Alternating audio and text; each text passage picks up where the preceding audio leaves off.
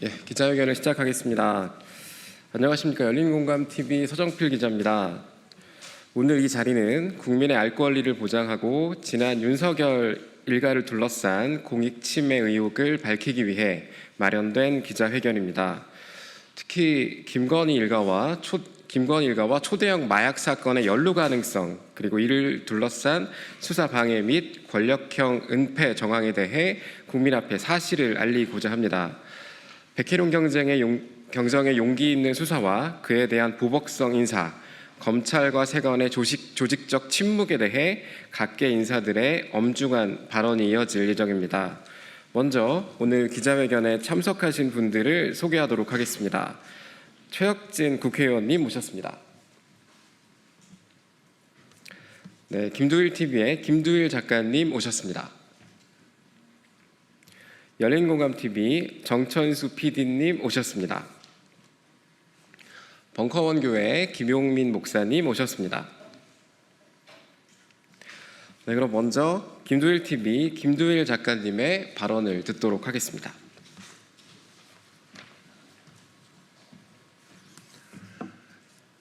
네, 안녕하세요. 내란일지의 작가 김두일입니다. 넷플릭스 오리지널 드라마 중에 나르코스 시리즈라고 있습니다. 콜롬비아, 멕시코 등의 마약 카르텔 이야기인데, 그 카르텔들이 천문학적인 마약 비즈니스의 이권을 유지하기 위해서 어떻게 정치에까지 개입하는지 자세한 내용이 나옵니다. 그런데 김건희 가족 회사인 선라이즈 FNT가 평택항에서 뭔가 험한 하얀 가루를 밀수했을 것이라는 보도가, 혹은 말레이시아를 통해 들어온 필로폰이 인천공안 세관구역을 통과했고 영등포 경찰서의 백혜룡 경정이 이를 수사하자 권력이 이를 덮으려 했다는 정황은 넷플릭스의 실화를 바탕으로 한 나르코스 시리즈가 만약 한국판으로 나온다면 어떨까 싶을 정도의 우려가 들 정도입니다. 남미의 나르코스는 마약 카르텔이 정치에 영향을 미치는 내용인데, 김건희 씨를 소재로 한 한국판 나르코스가, 마침 신명의 제작자도 있네요 옆에, 한국판 나르코스가 나온다면 대통령 가족이 권력을 이용해서 마약 비즈니스를 하려고 했다는 소재가 될 수 있으니 참으로 참담하고 끔찍하지 않을 수 없습니다. 이런 세간의 의심에서 벗어나려면 인천세관 마약 유통 수사 외압 사건에 대한 제대로 된 수사가 반드시 필요합니다. 지금까지는 쉬쉬 덮으려고만 했는데 이제부터라도 모든 것은 한치의 의혹도 없이 제대로 수사를 통해 밝혀져야 할 것입니다. 상설특검은 처리가 되었으나 현재 가동되지 않고 멈춰져 있는 상태입니다.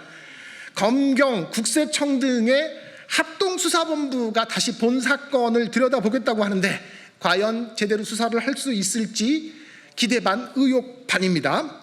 하지만 국민들은 감시를 멈추지 않을 것입니다. 확실한 수사를 당국에 촉구합니다.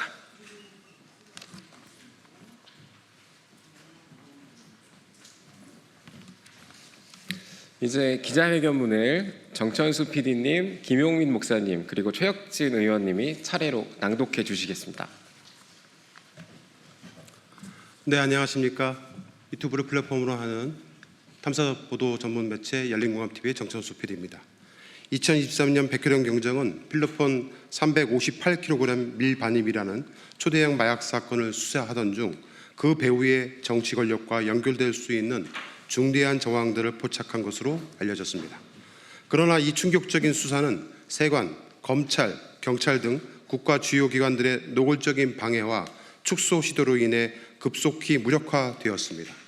반복되는 영장 기각, 수사팀 해체, 조직적 묵살, 그리고 무엇보다 백경정에게 가해진 보복성 인사는 권력 개입 가능성을 강하게 암시하고 있습니다.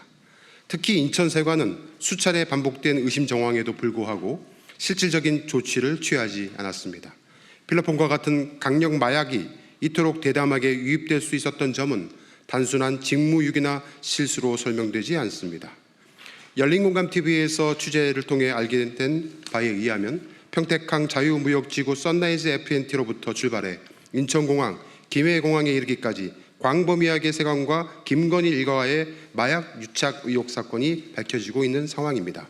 즉 누군가가 조직적으로 이 진실을 덮으려 한 정황이 곳곳에서 확인되고 있습니다. 지금 이 순간도 국민은 묻고 있습니다. 왜 수사가 차단됐는가?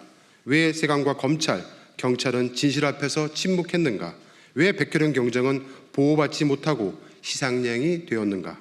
우리는 이 거대한 침묵과 은폐의 벽을 반드시 깨트릴 것입니다. 진실을 향한 우리의 투쟁은 이제 시작입니다. 감사합니다. 이 사건은 단순한 행정기관의 과오나 실수가 아닙니다. 이는 대한민국에서 가장 해악적인 범죄 중에 하나인 마약 보험죄가 누군가의 묵인 혹은 보호 아래 유통될 수 있다는 의혹을 강하게 제기하는 중대한 사안입니다. 여러 제보와 언론 보도를 통해 김건희 일가가 이 마약 조직과 연루돼 있었을 가능성이 제기되고 있습니다. 백혜련 경정은 진실에 접근하려던 그 시점에서 수사권을 박탈당했고 수사팀은 해체됐으며 그는 내부 감찰이라는 명분으로 좌천성 인사를 당했습니다. 이는 권력에 의한 조직적 보복으로 보이며 그에 대한 제도적 보호 조치는 전혀 작동하지 않았습니다. 권력은 스스로를 보호하기 위해 진실을 묻었습니다. 그러나 우리는 결코 침묵하지 않을 것입니다. 수사를 방해한 자, 은폐를 지시한 자는 반드시 법 앞에 서야 할 것입니다. 이 싸움은 단지 하나의 사건을 밝히는 데 그치지 않습니다. 대한민국의 민주주의가 과연 건강하게 작동하고 있는지를 가늠하는 기준선이 될 것입니다. 저는 국민과 함께 그 싸움의 전선에 설 것입니다.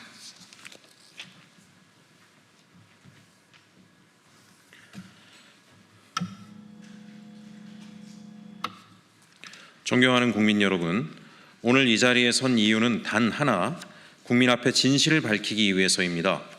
백혜련 경정이 수사했던 초대형 마약 사건은 단순한 범죄 수사가 아닙니다. 국가기관의 기능이 의도적으로 무너지고 권력의 그림자가 드리워진 중대한 권력형 비리 의혹 사건입니다. 첫째, 국내로 2023년 1월부터 4월 기간 동안 밀반입된 필로폰은 약 300kg을 초과하는 엄청난 양입니다. 이는 1회 토양량 기준 약 1,100만 회분으로 시가로는 약 1조 7천억 원에 달하는 규모입니다. 단일 사건으로는 사상 유례없는 마약 밀수입이며 이처럼 거대한 규모의 마약이 대한민국 국경을 통과했다는 사실은 그 자체로 경악할 일입니다. 둘째, 인천세관, 검찰, 경찰은 이 사건을 조직적으로 은폐 축소하였습니다. 인천세관은 반복된 입국 기록과 의심 화물을 식별하고도 제대로 된 조사나 차단을 하지 않았고, 검찰은 압수수색 영장을 수차례 기각하며 실질적인 수사를 가로막았습니다. 이어 경찰은 백혜련 경정이 이끄는 수사팀을 해체했고 이후 그에게 감찰을 통보하고 지구대로 좌천 발령했습니다. 셋째, 백혜련 경정은 수사 과정에서 권력형 마약 사건의 실체에 접근하였고 그 대가로 영등포 경찰서 형사과장에서 강서경찰서 화곡 지구대장으로 좌천성 전보와 감찰 등 보복을 당했습니다. 그는 수사 초기부터 범죄 조직의 구조와 유통 경로를 집요하게 추적했고 수개월에 걸쳐 국내 체류 조직원 및 물증을 확보하며 수사의 정점에 도달하고 있었습니다. 하지만 언론 브리핑을 앞두고 수사팀은 해체되었고 수사는 남부지검으로 이관된 뒤 사실상 중단되었습니다. 넷째, 이 모든 은폐의 방해의 배후에는 윤석열 전 대통령의 배우자 김건희와 그 일가가 관련되어 있습니다. 특히 마약 밀반입과 밀접한 관계가 있던 선라이즈 FT와 세관 그리고 김건희 일가 간의 유착 의혹이 최근 드러나고 있으며 이를 통해 마약 유통 구조의 조직적 은폐와 권력의 방조 정황까지 포착되었습니다. 또한 이에 대한 수사를 차단하려는 시도가 다수의 정황에서 확인되고 있습니다. 이 모든 정황을 외면하는 것은 직무유기입니다. 저는 오늘 이 사건을 고위공직자 범죄수사처에 정식으로 고발하겠습니다. 아울러 국회 차원에서 가능한 모든 입법적 정치적 수단을 통해 반드시 이 사건의 실체를 끝까지 파헤칠 것입니다. 진실은 침묵 속에 죽고 침묵은 권력을 독점한 자들에게 면죄부를 줍니다. 우리는 그 악순환을 반드시 끊어야 합니다. 철저한 수사가 필요하며 저는 이 싸움에 끝까지 함께하겠습니다. 감사합니다.